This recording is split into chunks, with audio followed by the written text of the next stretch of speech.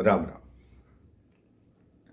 जैसे मैंने पिछले प्रसंग में बताया कि किस तरह ऋषि विश्वामित्र प्रभु श्री राम एवं लक्ष्मण जी को लेकर मिथिला के लिए निकल पड़े।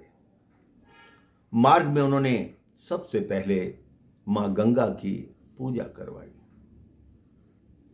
गंगा के विषय में ऋषि विश्वामित्र ने बताया कि गंगा इस पृथ्वी को आपके पूर्वजों की ही देन है। आपके एक पूर्वज भागीरथ ही अपने पूर्वजों के उद्धार के लिए इसकी तपस्या करके इसको धरती पर लाए, इसलिए मां गंगा को भागीरथी का नाम भी दिया जाता है।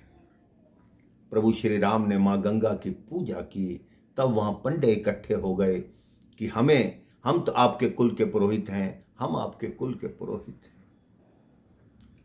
तब एक वृद्ध ब्राह्मण आए, उन्होंने कहा, वास्तव में मैं आपके कुल का पुरोहित हूं।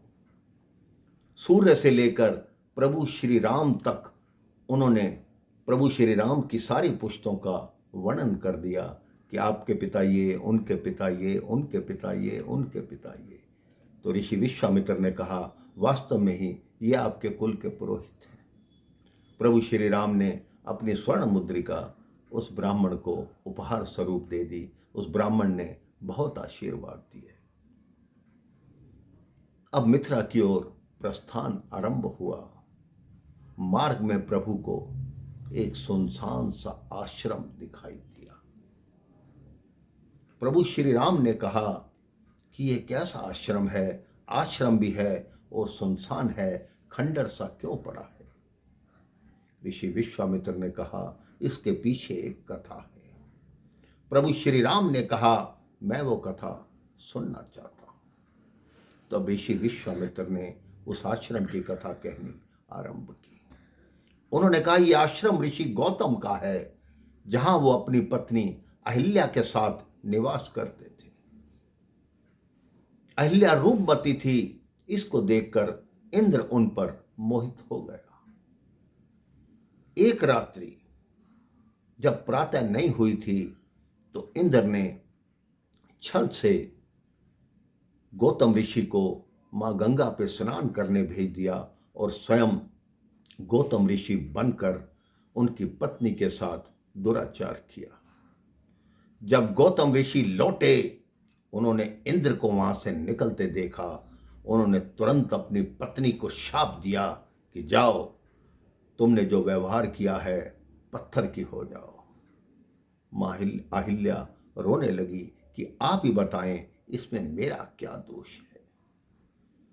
उन्होंने देवराज इंद्र को भी शाप दिया कि जिसकी भूख मिटाने के लिए तुम यहां आए थे, ऐसा हो कि तुम्हारे सारे शरीर में इतने छिद्र हो जाएं कि तुम्हें समझ ही ना आए कि मुझे कहां क्या करना है। मां अहिल्या को शाप मिला। अहिल्या का पश्चाताप देखकर गौतम ऋषि ने कहा, जब कोई रघुकुल का वंशज तुम्हारे पास आएगा, अपने चरणों की धूलि बिना किसी संकोच के तुम्हें लगाएगा, तुम्हारा तभी शाप मुक्त हो पाएगा। वहां के अनेकों ऋषि मुनि प्रभु श्री राम को रोकने के लिए एकत्रित हो गए कि राम, उस तरफ मत जाओ, ये एक पतित नारी है, अपने पति द्वारा शापित है, अगर तुम जाओगे तो तुम्हारे पे भी कलंक लग जाएगा। प्रभु श्री राम ने कहा, कोई भी नारी पतित कैसे हो सकती है, उसको पतित समाज बनाता है, वो नारी अपनी इच्छा से कभी कुछ नहीं करती। प्रभु श्री राम बिना संकोच के उस आश्रम में प्रवेश कर गए। मेरे भाई बहन, जब उस आश्रम में प्रवेश किया, उस आश्रम में प्रकाश सा फैल गया। मां अहिल्या की पत्थर रूपी मूर्ति को भगवान ने जैसे ही स्पर्श किया, वो मूर्ति हिलने लगी और अपने वास्तविक रूप में आ गई कि राम, तुम क्यों अपने पे कलंक लेते हो, मुझे छोड़ दो, मैं जिस दशा में हूं मुझे रहने दो। प्रभु श्री राम ने कहा, नहीं मां, ये इस समाज का अपमान है जो आप इस दशा में हैं। इस समाज ने आपके साथ गलत किया है, आपने कभी भी कुछ भी गलत नहीं किया।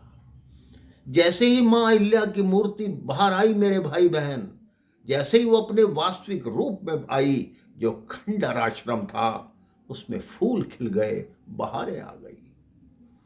इतने में राजा जनक के कुल गुरु थे शतानंद जी, वो भी वहां उपस्थित हुए, क्योंकि मां अहिल्या उनकी माता थी। ऋषि गौतम भी वहां आ गए। उन्हें भली भांति ज्ञात हो गया कि मेरी पत्नी का शाप है वो मुक्त हो चुका है। उन्होंने मां अहिल्या से क्षमा मांगी और उनको पुनः स्वीकार किया। सब प्रभु श्री राम का कोटि कोटि धन्यवाद करने लगे। राम राम, जय श्री राम।